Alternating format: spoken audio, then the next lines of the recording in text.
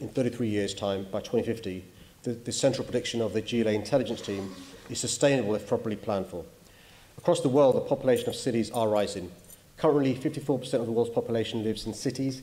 By 2050, that will be 66% of the world's population. Growth per se is not a bad thing. The most important thing is that we properly plan for such growth. This is what I'm doing through my draft strategies, including the London Plan.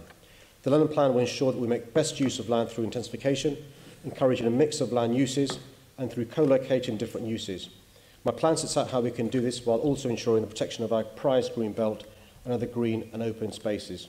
Transport's got a vital role to play in delivering good growth, and that's why I've been ambitious by ensuring that by 2041, 4 in 5 journeys in London are conducted on foot, by cycle, or using public transport.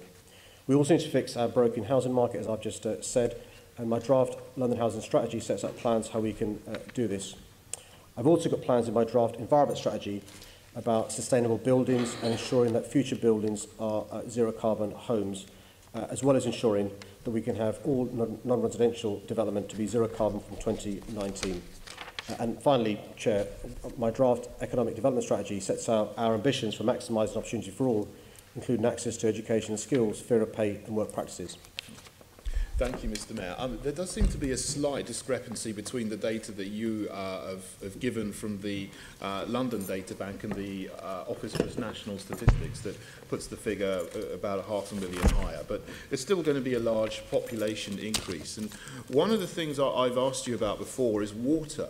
And in an answer to a question, you did say that Thames Water, which provides water to 70% of London's population, does forecast a deficit of 100 million litres per day by 2020, rising to a deficit of 400 million litres per day by 2040. Now, in various committees, we've talked about possible plans to build a reservoir in Oxfordshire. I don't know if that's something that's just an aspiration or something that's actually going to take place. Have you got any more information about how we're going to prevent London from having a water deficit in the future? Can I say, the issue you raise about water shortages is one that's at the fore of the minds of many mayors around the world, us included. Thames do have plans to build a reservoir in Oxford. They are plans, not an aspiration. They're also taking steps to address the issue of leakages. You'll be aware of the issue we have of leakages across London. The reality is many of the pipes are Victorian pipes, not being maintained properly. So in addition to improving the maintenance of the pipes, they have got plans for the reservoir that you talked about. I'm happy to send you the details of the plans, and Thames Water are in advanced stages in relation to that. Okay, thank you. Now, something else I've asked you about, which I know that you have concerns about as well, is the type of energy which comes to London through the national grid. And I've mentioned it, the national grid is closing coal power stations and replacing them with burning wood. And that means that we are chopping down forests in North and South America, turning them into wood pellets, shipping them across the Atlantic and burning them in power stations like Drax and others to provide electricity through the national grid, which we'll need more of because you want to turn the city into electric only, eventually, sort of electric only cars, and you've got plans for 300 charging points. I know you said in an answer the increased demand for biomass and its use in this highly energy inefficient way concerns me. It can only add to the pressure on the existing resource and supply chains and has the potential to encourage unscrupulous biomass trading, resulting in further deforestation. This is where London's going to get some of our energy from. What have you done through the C4 Cities Network and other contacts you have to counter this use of biomass in our biggest power stations and to prevent deforestation in North and South America? Okay, so Chair, I don't accept a number of the premises made in the question. Yeah. So I don't want my answer to assume that I accept some of the premises made.